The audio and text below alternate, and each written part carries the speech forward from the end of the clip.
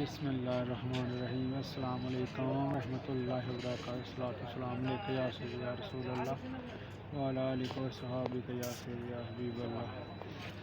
यह मस्जिद रानी मस्जिद है साढ़े को 37 नंबर मुसफ़ा ते पूरे की आखिर मुसफ़ा सब तो मशहूर मस्जिद है और सब तो अच्छी मस्जिद है, खूबसूरत। बहुत रश होंदा जुमे वाले दिन इत्थे। नाल मदीना मार्केट है साढ़े को, देखो मदीना मार्केट। आवाज़ थोड़ी कम आती होगी, बाजार आए थे ना, थोड़ा बाहर निकले थे।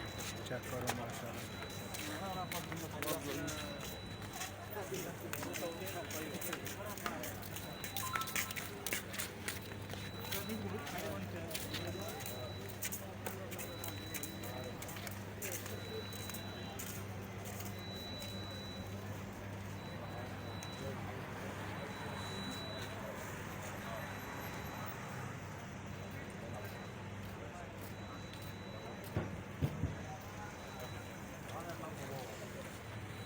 मदीना मार्केट वाले वो गड्डी लाई दी है कार, जो इतने शॉपिंग करता कुरानंदाजी होंगी है, उस जी गड्डी निकलती है फिर गड्डी मिलती है।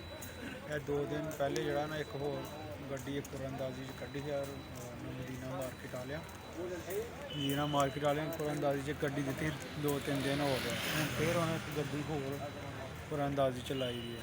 कुरानंदाजी होंगी है जो शॉपिंग करता इतने, फिर कुरानंदाजी जो नाम आता है, जो नाम आए उन्हें फिर गड्डी देंगे।